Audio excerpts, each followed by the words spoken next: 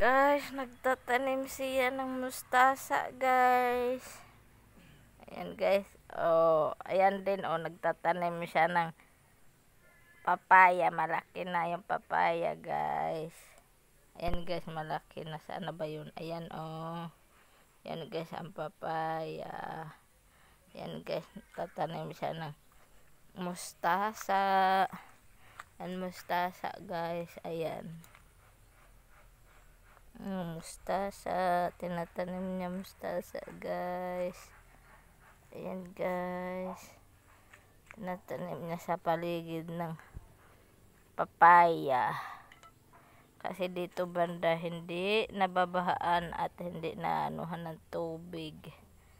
Yung sementadong bakante namin na paligid, tinatambakan namin ng lupa, guys, palatam na ng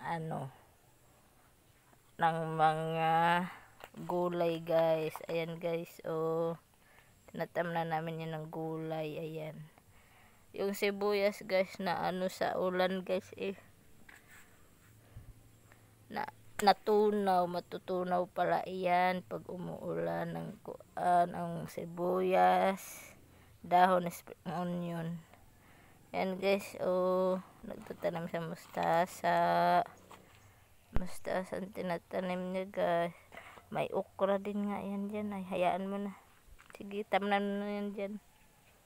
Okay, guys. Ayan, guys. Ayan, tinatanim niya, guys. Tinatanim niya ng mustasa, guys. Sunod pichay naman. Kasong pichay, guys, hindi pa tubo. Ito, mustasa lang muna, guys. Ayan.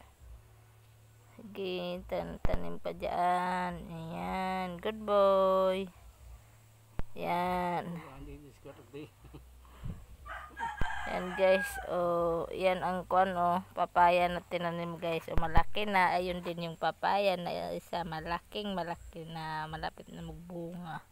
Ayan ang talong, guys. Oh, inano namin sako. Ayan. May bunga na, guys. Oh, may bunga na. Ayan, guys. Oh, ayan ang mga papaya, guys. Malaki na tinanim namin. Ayan, nagtanim pa siya uli, guys. Ayan, guys. Ayan. Ayan, nilipat niya, guys, kasi malaki-laki na. Pwede na ilipat. Ayan, guys.